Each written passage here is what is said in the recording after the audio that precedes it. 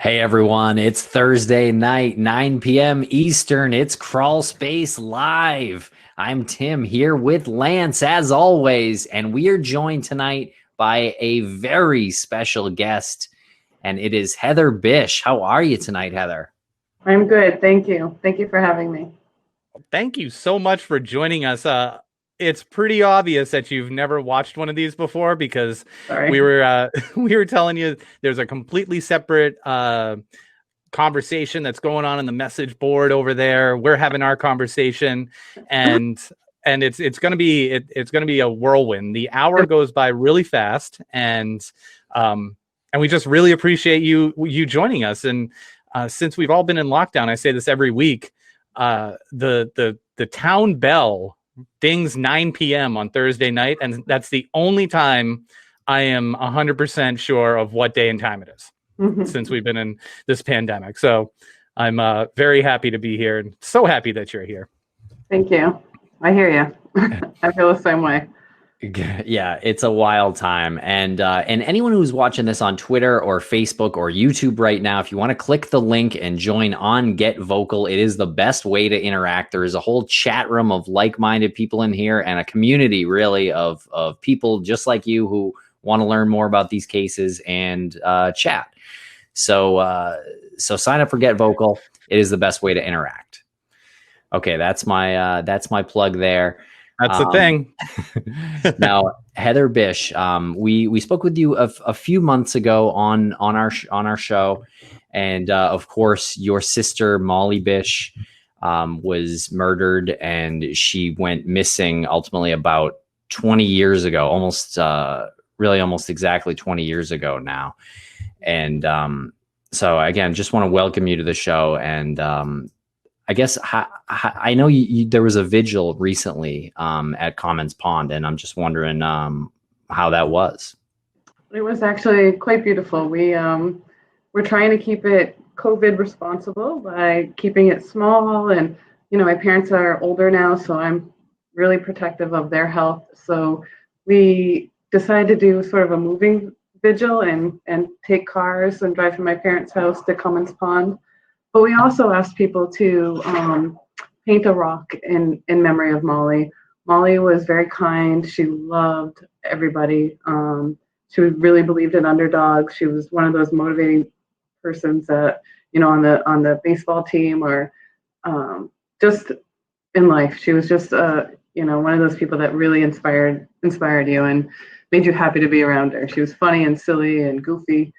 And so we thought, well, wouldn't it be great to do these kindness rocks in memory of Molly, of her kindness, and maybe even about safety, and keep talking about safety. And it's really important, I think, that we continue those conversations as parents and caregivers and aunts and uncles. We just need to make sure that unfortunately now, that our children are cognizant of the dangers that are out there. Yeah, and you were on our show a little while ago, and was easily the most emotional show in retrospect that Tim and I have ever done. While it was happening, we were taking it as it was coming, but it's the only interview that I think, maybe I'm speaking for Tim as well, but it's the only interview that I've walked away from and still it still resonated. Like I'll still to this day lay in bed and think about that interview because of some of the very simple things that you said that we never hear from secondary victims like this, which is when you had said the first night that Molly was missing, you simply didn't know how to go to sleep. And we never hear that. And it's like the simplest thing. How do you go home without your sister or your daughter or your best friend? Even think about Molly's friends who were 16 years old and they had to go home with their moms and dads. My brother, I mean, he will kill me if I hears this, but he was only 19 and his best friend literally slept in bed with him that night at my parents' house. Like you are shocked and scared and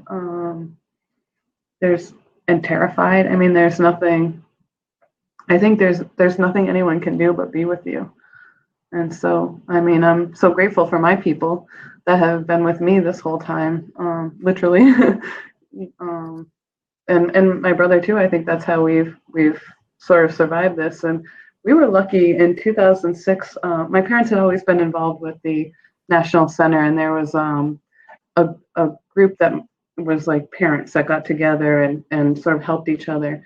And I kept asking from like 2000 to 2006, what about the kids? Like, where are they? Because I only know about that kid that had that movie. I know my name is Steven or something, and he didn't end up so well.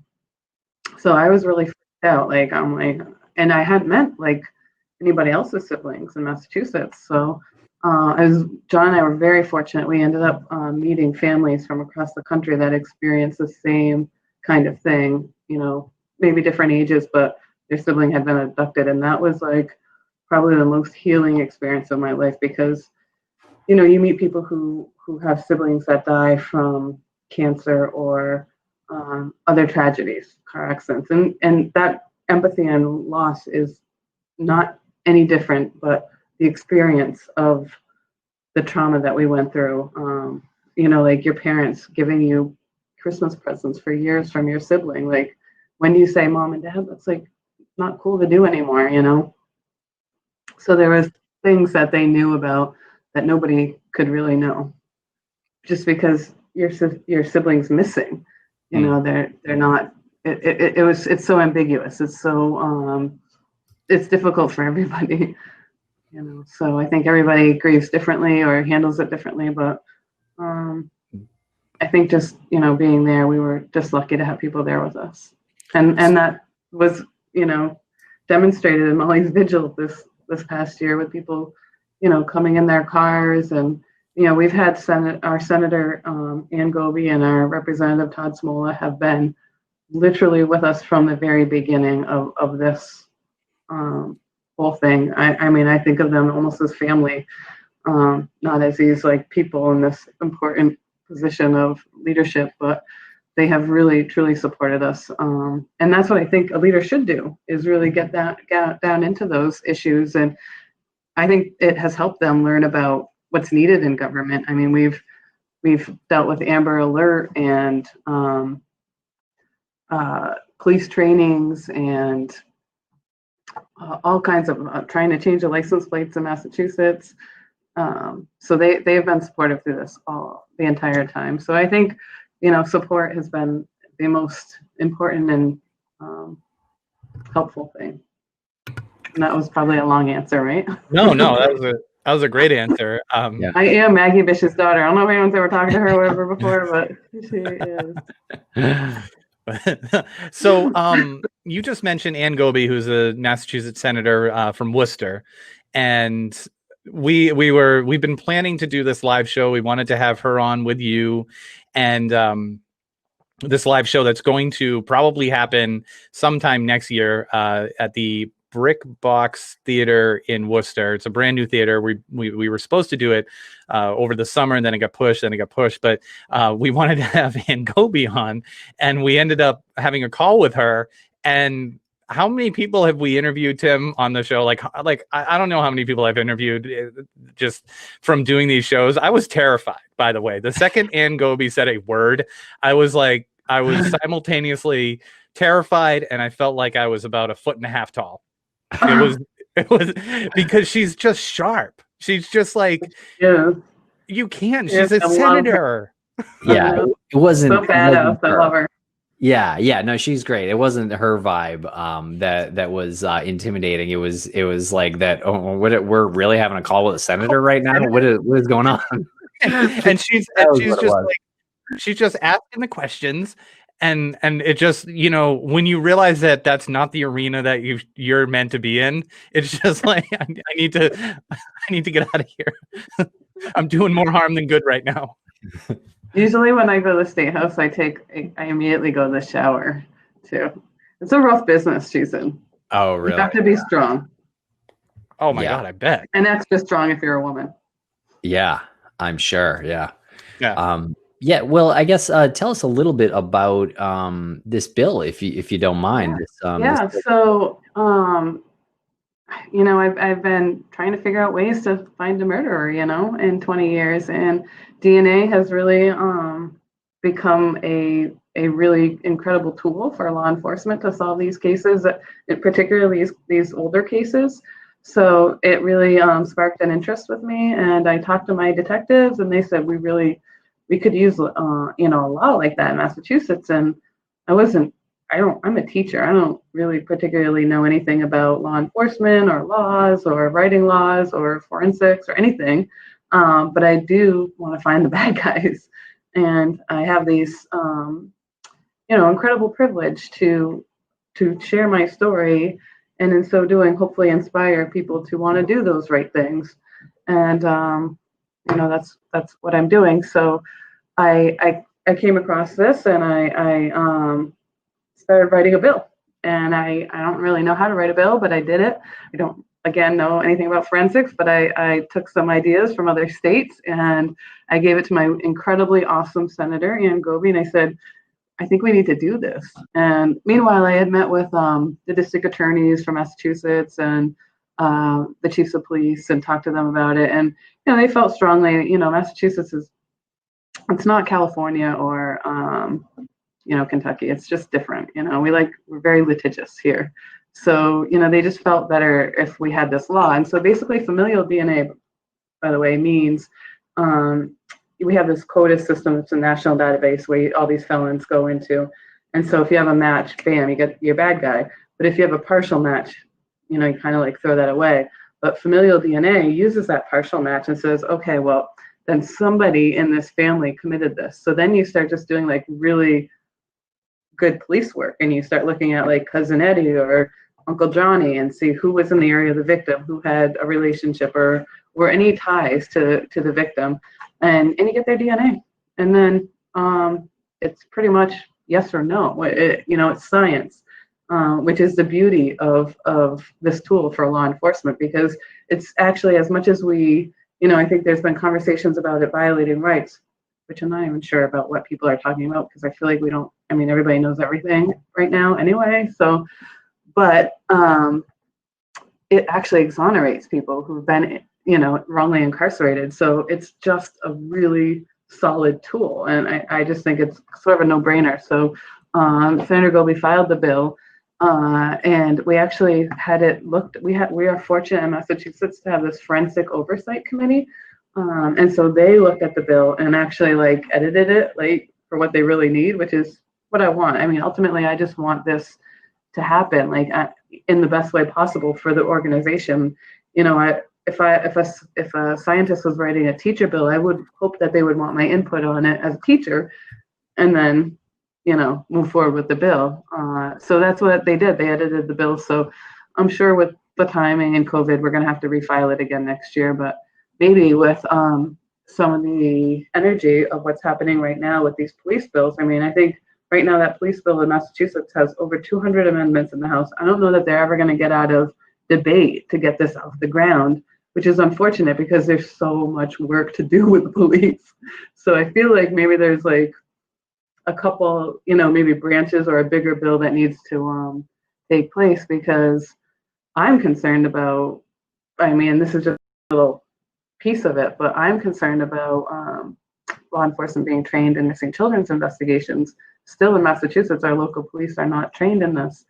And that was our greatest issue with Molly's case. Law enforcement did not react.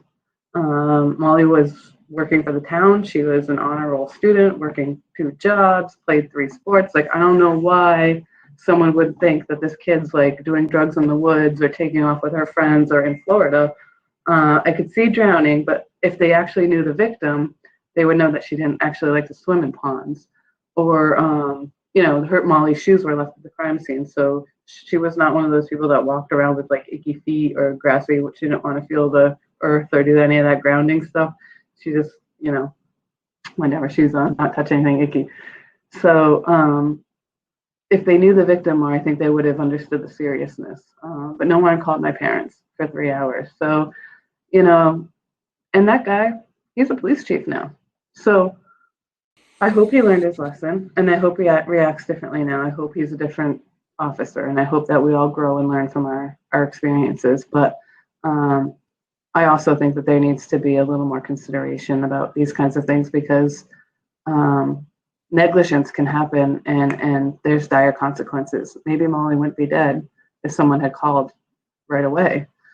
You know, we had looked for her right away. I mean, 76% of kids who are abducted by a stranger are dead in the first 3 hours. We weren't even called in the first 3 hours.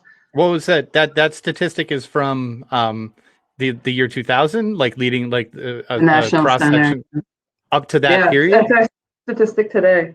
That's a 76% statistic today. Mhm. Well, are killed in the first 3 hours of an abduction by a stranger. this So blows my time mind. is of the essence. So you Right. really need to react. So when my dad, before he had the stroke, went around talking and training law enforcement, he said, overreact. Yeah, if the kid ran away or if the kid's like, I don't know, blowing off steam somewhere, who cares? Like, at least they're alive, because the other consequence is not. So like, how you want to like gamble that? I don't know. I would overreact. It's a kid. Yeah. All I mean, was the thing is, like, you're talking about something that happened in the middle of the year in 2020 years ago, and you're still giving a statistic that I would have thought that would have been from the 80s, would have been from a time when we could actually use that excuse that small town police departments are underfunded, and hey guys, they only have 4 police officers, what do you expect them to do? Well, maybe in the last few decades something could change and there could be funding for maybe another organization that's not called the police department or something, because we can't seem to get a grip on that. Yeah, Right, I mean, I'm we muting just come up myself. with they do just come up with excuses. And I'm an educator. I come from a field where if we have a difficult child, we have the reading specialist, the 4th grade teacher, the gym teacher, the special ed teacher, whatever. Like, we all come together and try to figure out how to help this kid. Like, law enforcement doesn't do that, and it makes me crazy.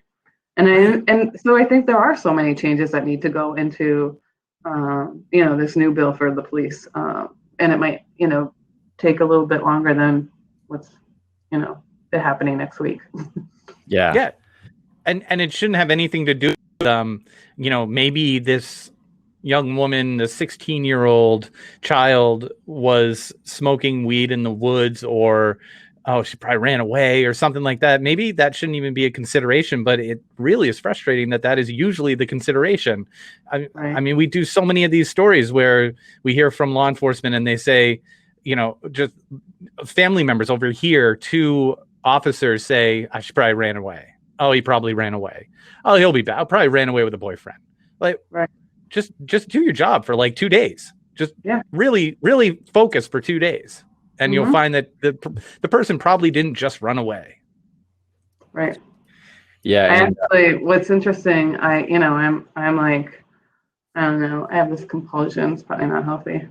But I go back and I try to look at what did I miss, because I have investigators that are new all the time, so I'm the only consistency in this case, the only one that remembers everything and every major character. I don't have all the police's information, but some of these guys don't even know what I'm talking about half the time. So I went back and I found that John Conte, who is our district attorney, had talked about paint on a rock like a week after Molly disappeared. And I'm like, where's the paint? Where's the rock?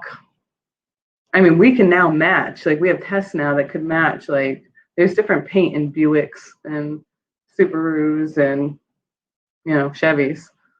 Right. I don't know. Again, I'm just science. Like, I just feel like science has these tools that can really, we just like use some more, I don't know, different logic.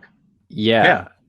And Michelle in the chat room is a prosecutor from the state of New York, and she's a little blown away that this bill, DNA familial search tool, isn't of use yet in Massachusetts. She said it's such an important tool, and it's not a new DNA test. It's an adjustment of the state DNA indexing database, and that still protects the rights of the offenders in the database while helping law enforcement pursue new leads. And I do believe that some DAs are using this covertly. And I do believe that, if push came to shove, it would be okay. And I have talked to all kinds of, like, I have this kind of new friend, Rock Harmon, out in California, who is one of these big guys who sort of leads the charge and does all the training in this familial and using genetic DNA in these cases. And he's so smart and so amazing. And I'm just lucky that, you know, I just have these things that bring us together. But so I pick his brain a lot, and he's like, you definitely don't need a law. And so I've reached out. I've literally met with the colonel of the state police. I've met with the forensic lab people. I've met with everyone. And it seems in Massachusetts that they feel that a law is the best bet. And I don't know. You know, again, I'm just sure.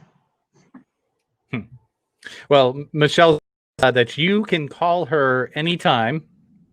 Oh, great. So, yeah, Michelle is really just a treasure trove of very applicable information. Like if you have a question, she can apply it to anything that is like legal or hey, are we approaching this in the right way? She was recently sainted by us here at Crawlspace. She is a Crawlspace saint. So yeah. I thought you were going to stop when you said she is a treasure. Well, I could have. But, yeah. And Jason said sometimes it's because they have personal issues going on at the time, so the police assume they run away to get away from those issues. I agree, but I don't think that it's the police. I don't think it's the place of the police to assume something and say, well, that's going to influence my investigation in the immediate aftermath of it. You know, in the week or 2 weeks after something happens, police shouldn't be operating on assumptions. No, especially when someone's working for your town. She's 16. I mean, come on.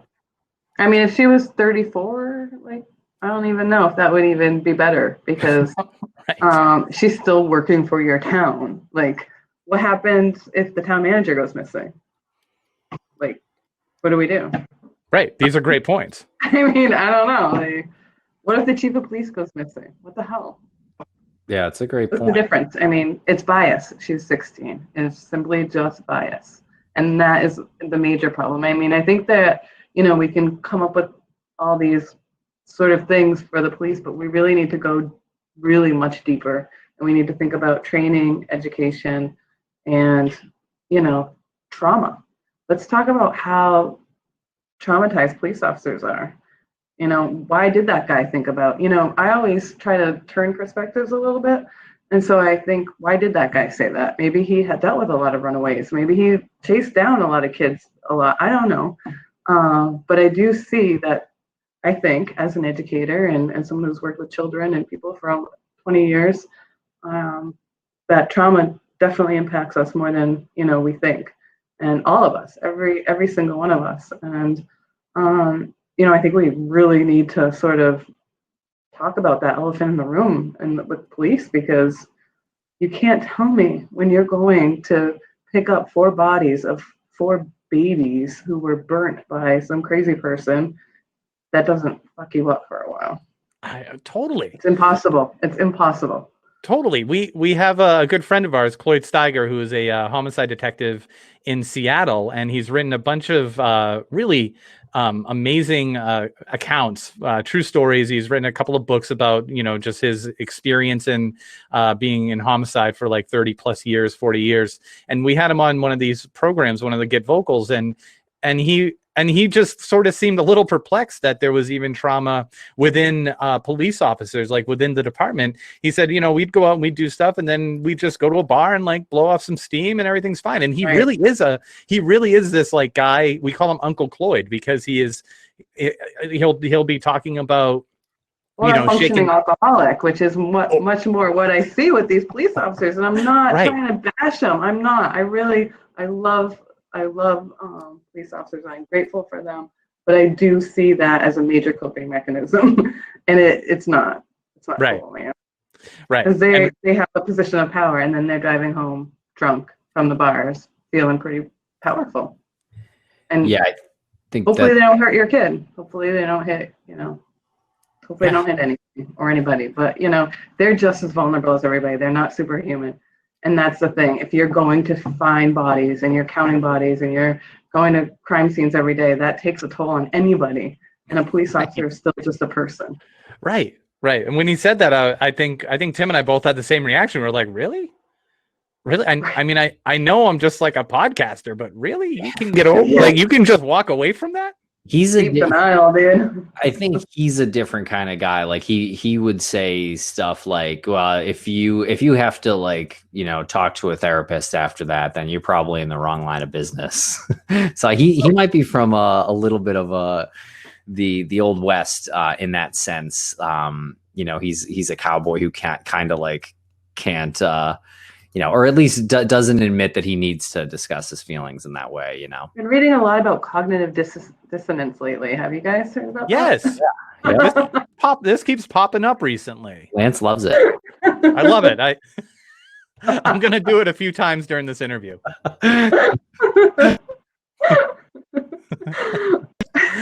My favorite thing. But I'm going to Google what it is. But I think you are right about some police officers and some, maybe even some federal agents and things like that at times. I think they're, you know, they don't do drugs like some people use as vices. But I think there is a drinking culture there. Mm-hmm. And I think that is one way that they cope, for sure. Yep, absolutely. It's very disconcerting.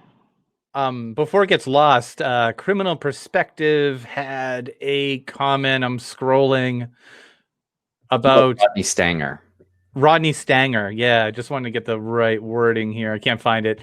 Criminal Perspective wanted to know what the status was with Rodney Stanger. Yeah, he said. Well, actually, I had a recent update that, as you know, I worked with Bob Ward to get down to Rodney Stanger's trailer, and in 2013 they were supposed to be doing testing on the items from that trailer, and at one point they told me, we're not going to talk to you about DNA, Heather. So I was like, what the heck?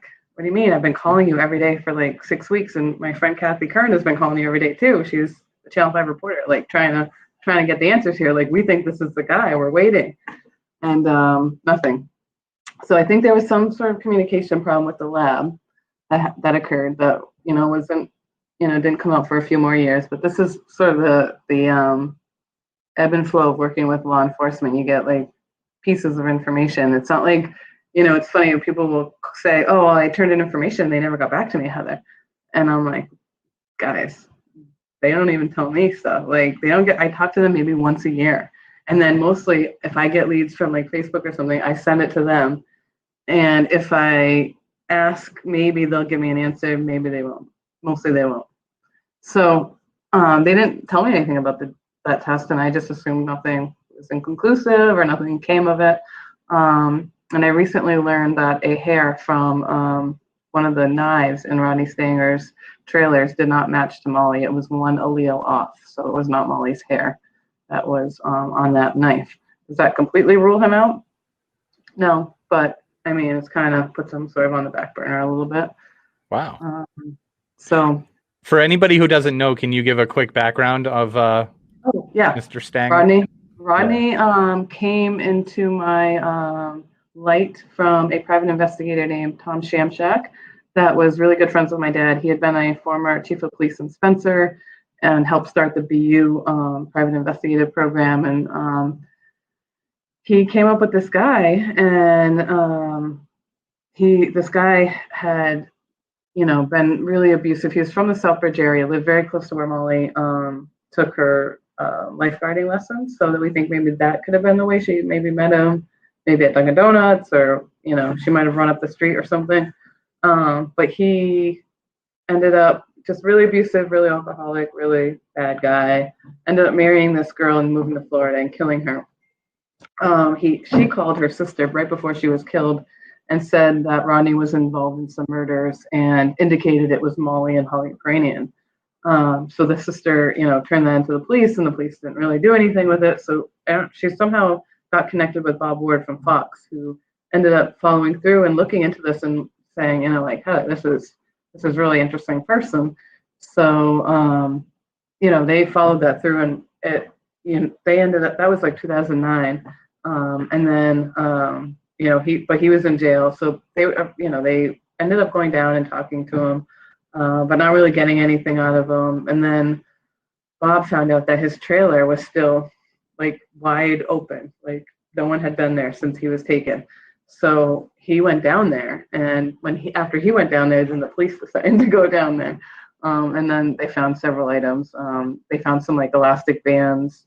They thought maybe he could have taken his prizes from little girls.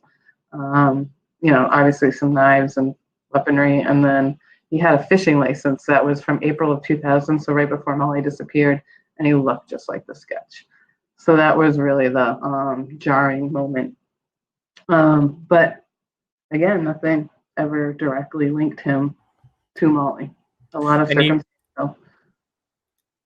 You just mentioned Holly Peranian. She was she 10 years old, and that was 93, I think? She was actually the same age as Molly, but she was abducted in 93 when they were both 10. So very interesting. When she was abducted, Molly is the same age, and we went to church, and our priest had said, pray for the family. And Molly, being this really, like I said, really empathetic young woman or girl, wrote this letter to her family and included one of our family pictures from like 1988. I don't know, it's terrible. And sent it to them.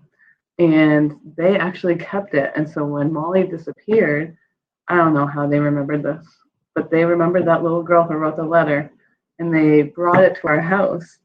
And their grandmother and the aunt were very proactive in Molly's investigation. And so they really helped develop the Molly Bish Foundation with my parents, and really went out.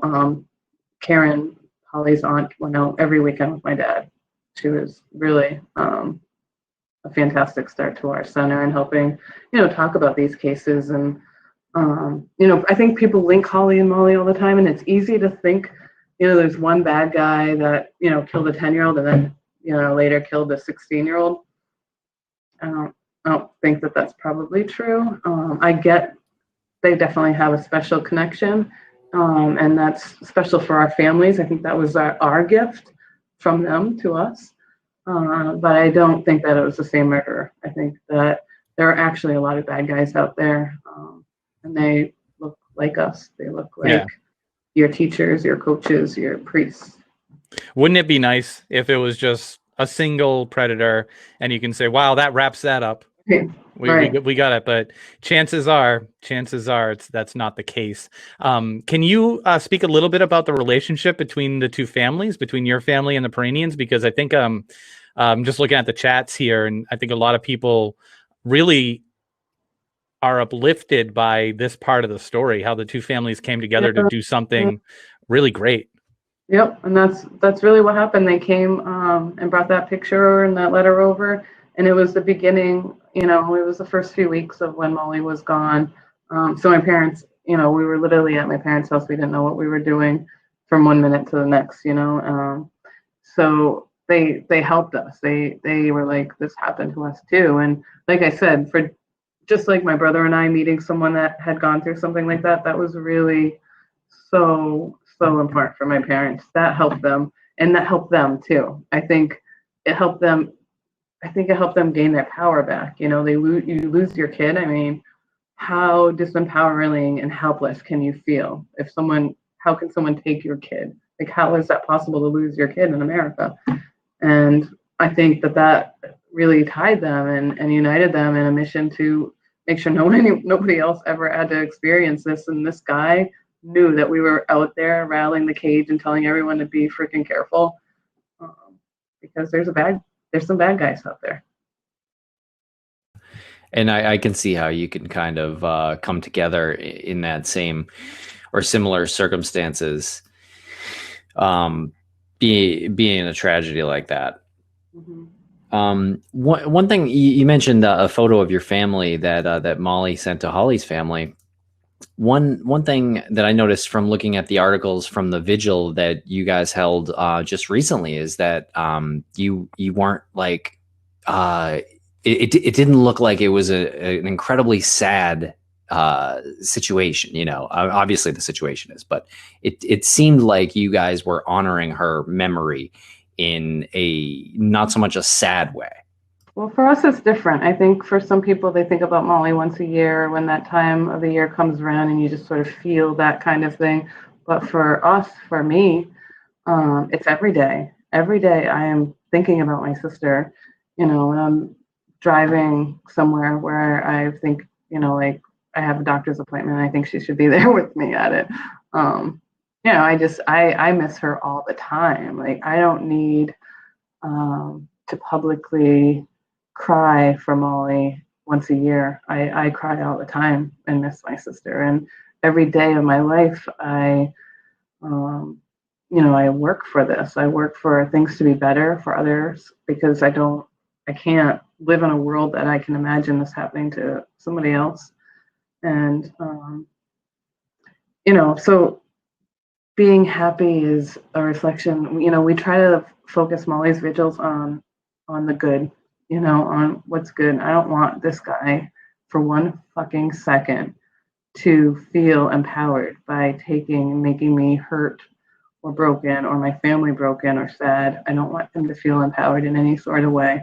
And so we celebrate her life. We celebrate what she meant to us, like with the kindness rocks. We celebrate the people that were there for us. I mean, like I talk about Rock Harmon. I mean, this person that came out of the woodwork for me. I mean, that's happened to me in over 20 years. People just come out and help.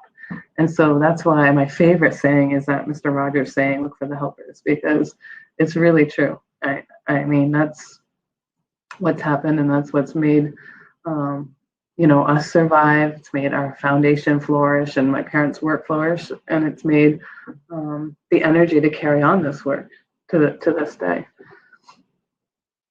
So you were saying earlier that Molly was always kind of fighting for the underdog and was sort of kind of a goofy individual at times and very carefree. Where did she get that? Where did she get that from? Where did she get that fighting for the underdog from? Was that something that came from your family? Oh yes, absolutely. My parents are very giving. My father started the first food program for students in schools in like the 70s in Baltimore. They were always, my mom's a teacher. My mom's always, she was a special ed teacher. She's worked with, the mentally disabled even before she started teaching. They always taught us that if we had something, if we could afford 2 pairs of mittens, then we should buy those and give, that extra pair to someone on the bus or in school. I mean, we didn't have much, but if we could, give one thing, we would always do that. And, my parents loved the Kennedys. And so, they sort of aspired to we were middle-class people. We grew up in a ranch house. It was nothing fancy, but we were taught that we give back. And that's what we do. We have to make the world a better place. And so I do think that my parents infused that in all of us. I can see that even in my brother, who's, a rough and tumble guy working at the Department of Transportation, but he's always out for those underdogs. And I'm proud of my brother about that. And, my sister was the same way. She would have these special ed kids that would come into her art class, and she would write them notes like, I'm so glad you're here today, or we're going to have a great art class. And the aide that was with them would say, oh, they felt so comfortable because Molly would reach out to them and make them feel like they, people wanted them there.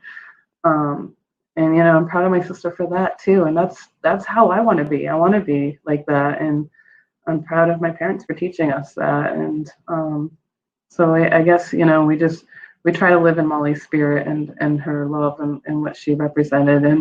And that sort of guides me.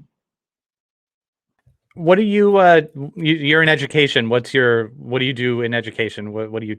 Well, I was a special ed teacher for a long time. Mm-hmm. And then I started working with this 5th grade student, and I started worrying about what is going to happen to my kids after they graduate high school. And so I just kind of became interested in like these college programs that they had. And I work with like Down syndrome kids or kids with Williams syndrome or autism. And so I felt like my kids had so much potential and just didn't fit in that, box, passing the MCAS, but they could do so many things if we could just, include them and get them to that point. So I ended up getting my doctorate at Northeastern in curriculum leadership and specializing in transition services for those kids, like moving from 18 to 22. And so now I work at a college on the Cape, and we do vocational training for students with intellectual disabilities. And it is the best job in the entire world. I love it. Yeah, I mean, I feel bad bragging about it because I love going to my job every day. No, and that's great. And my kids, like, they are just so awesome. They want to be part of everything. They want to have fun. They want to succeed. I mean, and they, if you ever are looking for a Netflix movie, there's this great movie called Love on the Spectrum. So good. But it reminds me of my students, and they just bring me so much joy. And literally, I think, I don't know if I could have done any other job, but this heaviness weighing on me. I mean, I've been so fortunate that I get to go to school and my kids just cheer me up. They're so honest, and they are so generally happy that you're invested and want to do some fun stuff with them. That is just makes for a great day. That's great. Yeah, I know. I get on a tangent on that too. No, that's great. Just pop the link in there to Netflix if anyone wants to watch that. Love on the Spectrum. Awesome. I love it. Such a good movie. Can you tell us a little bit about the foundation, the Molly Bish Foundation? Yeah. Sure. So my parents started it, very shortly after Molly disappeared, with really our close friends and the Peranians on the kitchen table. I mean, it was just going to be a small organization.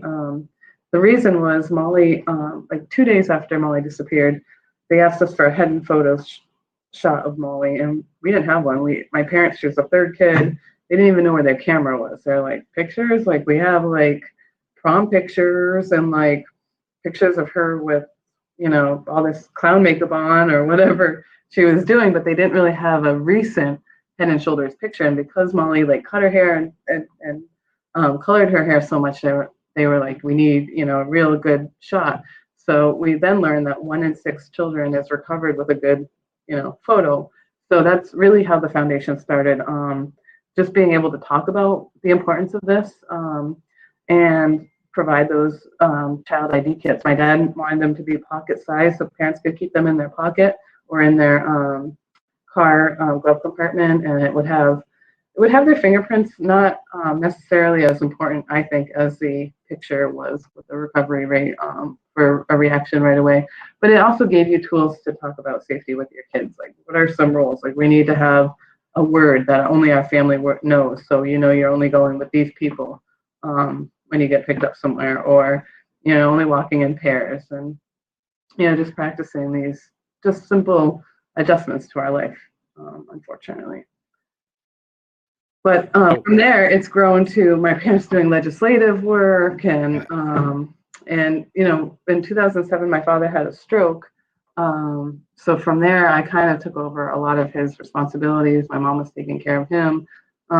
So she does some speaking events, but very minimally now. And so I've sort of taken over most of that. But we're really concentrating on the legislative work right now, and just speaking to law enforcement groups is something that I think is impactful, because sharing your story makes a difference. I think hearing those stories, and I try to talk about some of the other families as well, because I feel like, again, I have this platform where I can share this. So, and it's not just about Molly. I'm not even sure that familial DNA will solve Molly's case. And that's not my goal. My goal is that it solves someone's case. Maybe it's Patty Gagne's. Maybe it's Holly Prain's.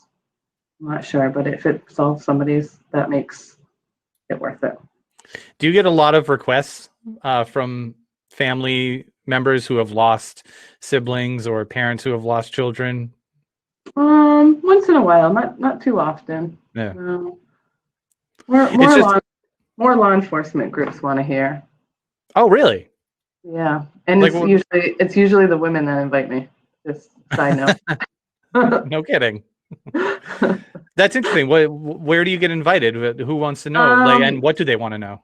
Like sheriff's associations, search and rescue groups. Okay. sex offender registry groups, just for generalized. Usually I'm like part of a larger training, and I just talk about victimology and like really looking at the behavior of victims, thinking about victims differently, and the impact on victims and secondary victims, as you said before. You know, and just, you know, I know what I go through. Like I like, if you could just like see me like an X-ray, you would see I have 3 brain aneurysms in my head. I am on 3 blood pressure medications. I started being on blood pressure medications when I was 30. Look in my stomach. I have bruises all over my stomach. It's all stress. It's all like, I remember thinking my brain was going to explode trying to solve a murder and trying to talk to the police. Like, it is so physically impactful that I don't think people really understand that. That's fascinating. I've never heard anyone describe it as like an X-ray of themselves. That gives a real clear picture. Did you ever hear the book The Body Keeps the Score? It's all about this trauma expert talking about how the body holds trauma. Even if you're like, okay, which pretty much feel like I'm okay, you know, I'm functioning, I got a good job, I'm doing okay, but I'm still I'm still dealing with this. I'm still having to talk about who killed my sister. I'm still wondering, I'm still looking over my shoulder who did it. You know, I'm still talking to the police. I'm still taking tips and talking to people and then giving it to the police. Like, it's just a lot to do as a side gig and a personal thing. And just being a part of the true crime community, everybody who's in this chat room right now is really caring and compassionate. And, you know, we know all of these people here, but there's a section of people that are in it for reasons where it's, you know, they don't get that. They don't understand that the damage it's doing. Like, you can't physically see the damage, and it just keeps it, you know, it keeps pounding away, and it, you know, time almost makes it worse because it's, you know, it's like a countdown. And I wish that there was some way that people, I don't know, people could understand that a little better, that there was some sort of program before you get into, you know, citizen detecting and all that. Like, go through this program and understand how damaging it is. That's why it's important to talk to victims. I mean, I remember once going to an Anna Maria victim ceremony, right? At Anna Maria College, they have the Molly Bish Center over there. And the state police colonel, I will not name, at the time, you know, led the talk and then literally walked out while all the victims went up to speak. So there's like 5 victims, and myself was included, but he literally walked out, and he took like 7 police officers with him. And I'm standing there and I'm like, I can't believe the state police colonel just walked out when the victims are supposed to speak at a victim ceremony. What are you doing? Was it lunchtime? Like, what? If you're not listening and you're not hearing, you're not knowing. And if you don't know, you're not acting responsibly. And that's all I want them to understand. It's really important. Sounds a little petty in that case. I don't know what that was all about. That's I think that's on YouTube. You could Google that. Really? There's tons of press there. It's kind of funny. Yeah. Wow. Looking back in hindsight. Jesus. Yeah. Hey, just sort of off topic, not really off topic, but do you know Bill Thomas? Just through people. Everyone knows Bill Thomas through people. Right. You've never actually. No, I've never met him. No. Ah, man. I think my dream interview is you and Bill Thomas. I think I could probably listen to that for 7 hours. Yeah, Bill lost his sister a while ago. We've had him on. He's a great sibling advocate as well for his sister's case and the Colonial Parkway murders. Oh yes. And yeah, I wanted to mention the Blue Ribbon campaign that is happening with Maura Murray's family. I know we mentioned that right before we started broadcasting here, and I think that's great. And when I signed the petition today, Heather, you had mentioned did as well. You did too. That's great. And if everyone out there can sign that petition, that would be great. And have you had contact with the Murray family in the past? Not for a while, not for a long time. I think initially we met the dad, but not for quite some time. Oh yeah, because I mean, his case is rolling old too now, you know. right, I know, Oh, 16. we're all getting up there.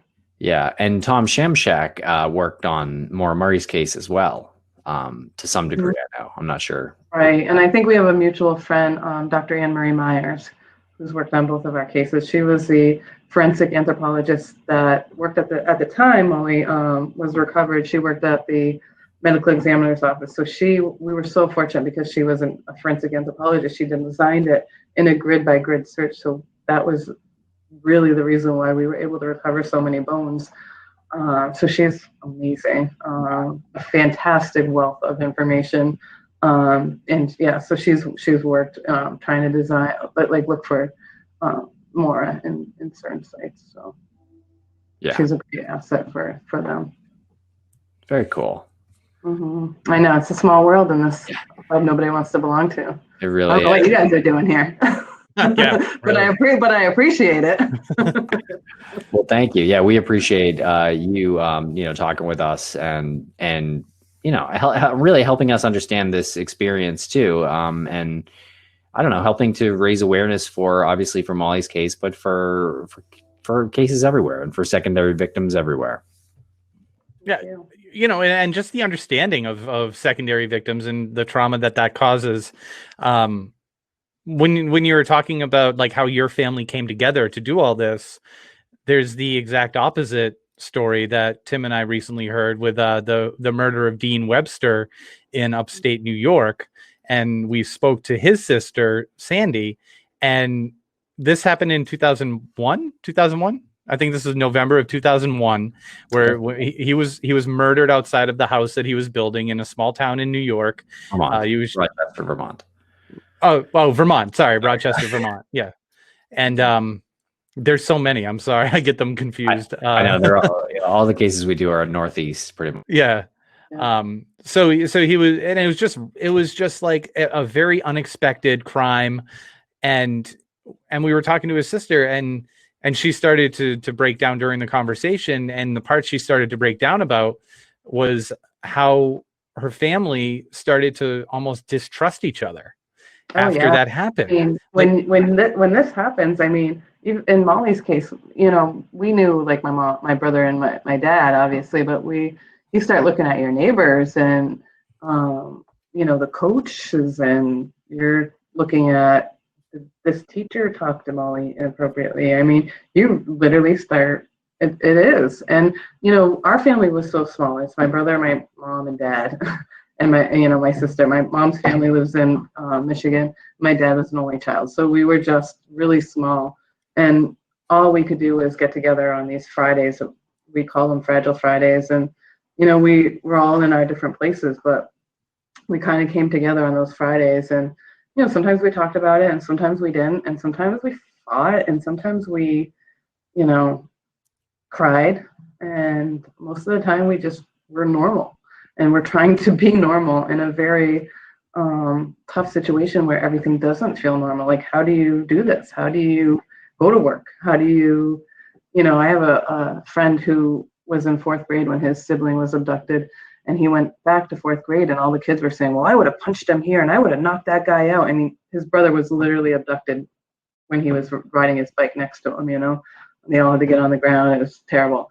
But all the kids went back and said, I would have done this and I would have done that. And I think, how do you deal with that? Like, no one expects that. I mean, I used to go shopping after, and people would say, oh, you're Molly Bish's sister. And they would start crying to me in the middle of, the mall. It was weird. So it is. It's a weird place to be. We have about 5 or 6 minutes left, but do you think we could get Bill on the 4th screen here? Because I mean, he's talking about that happened in some of the Colonial Parkway murders, families just splintered. I'm really interested to hear what he has to say about that and what happened with his family. Grab that spot, Bill. Do it. Sure, we'll unlock it here for Bill. Yeah, that is an absolute that is one of the most tragic elements, Lance, that I think that it tears families apart and sometimes makes people look over their shoulders and not trust their own family members. That's got to be one of the saddest things that I've heard. Well, yeah, sad and infuriating too, because you have someone who just stole a life, one life. Yeah. But that power that person has at that point, stole one life, but has has stolen countless other lives who are just, those people are just still alive. You know what I mean? Like, this person has ripped apart so much just by doing this one act. And the power there has to be intoxicating. And it infuriates me. And there's Bill Thomas, and I feel better. Well, hey, everybody. Hey, Heather. Oh, my Hi, God, Bill. that voice. Nice to meet you in person. Nice to meet you as well. We're going to meet in Worcester, I think. All right. Sounds good. Well, you said at midpoint, so I think. Yeah. We'll What's figure your that out. midpoint? See, Wormtown shows up all the We have No, we they still- set this thing up. we still have a Commodious studio that you guys can swing by. No one's been there in months. No, the mail is literally probably bursting through the door right now. I don't even want to think about it. No, Heather and I were talking about a midpoint because I'm in Connecticut and she's on the Cape. And then she said, I think you have a statewide coordinator or another person you wanted me to meet who sounded Yes. amazing. Actually, Dr. Myers. Oh, cool. And Who I mentioned. I've so enjoyed this conversation and I'm writing down ideas and you're mentioning movies we should see and books we should read. And I'm writing them all down. That's great. If you wanted me to comment on the splintering effect, Yeah. there's also something else too.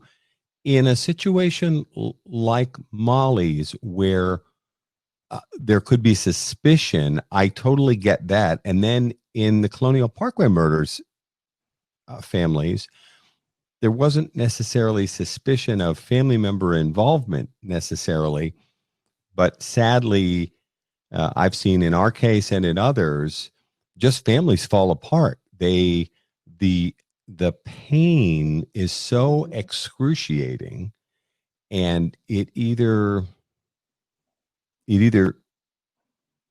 builds you up or it destroys you. And we've seen people in our case. There's no way around this. Drugs, alcohol, depression. We've lost parents who've died young because of the stress of the thing. It's funny, you were talking about blood pressure medication, all that kind of stuff. These things are real. And there wasn't the pall of suspicion that there might be with some unsolved cases. And I totally get that too. Because if you think about it, we've got 150 persons of interest in our case alone. Well, I'd say probably 148 of those people probably had nothing to do with the Colonial Parkway murders. But on some level, those people are still looked at, kind of askance. And then family members, they blame themselves. We've had people, couples have fallen apart, divorce. The whole thing. It's incredibly, incredibly stressful for survivors, in my opinion. Well, I just the proverbial cap is off to you two, because it's never happened to me. I've experienced loss in my family, but it's been natural causes. It's never been something where someone's just taken something. And I get so mad hearing this. I can't give you guys enough credit and enough respect for what you do, and just being open and honest, even about if you were to take an x-ray of me, this is what you'd see. You're not putting up this air of it's all together. I got it together. Why would you do that? You have to show how damaged you are in order to make progress, so people can see how bad this really is.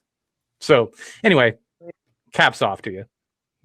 Thank you. Yeah, thank you. Yeah, I don't think either one of us would ever claim that it's perfect and we're totally together, and my family would tell you different, Bill, you're perfect. Yeah. Bill, you're perfect. Don't even do that. Oh, no. my trail of broken marriages. This is actually not bedtime magic with David Allen Boucher. This is It felt like it though. it does feel like it every time Bill opens his mouth.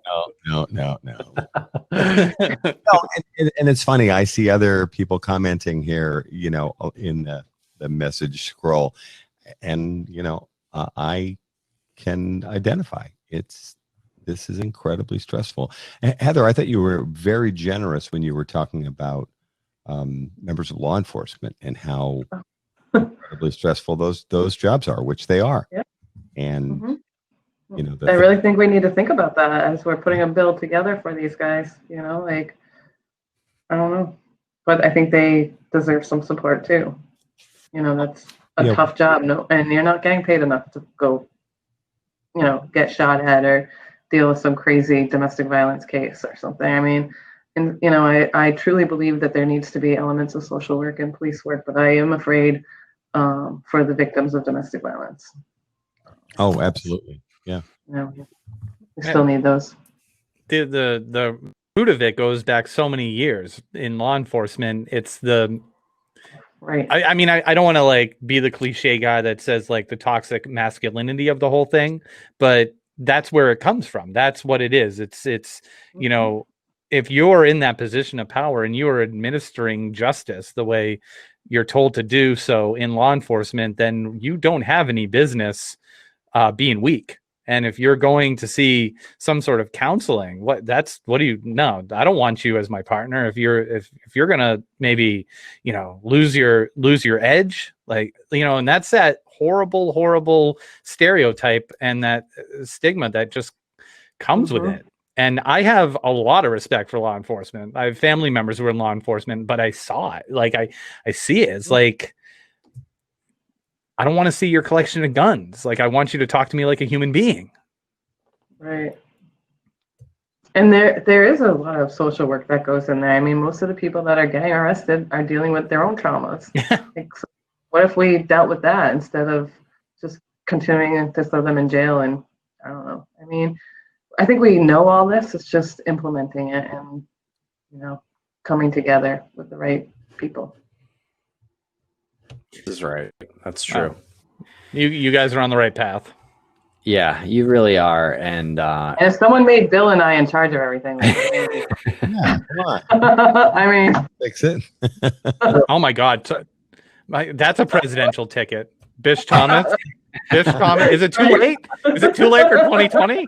Bish Thomas 2020? I don't think so. Right here, get vocal. We're making the announcement. It's not too late for Kanye. Well, it can't be too late for us. Yeah, I think we got it. Yeah, I think it's a shoe-in.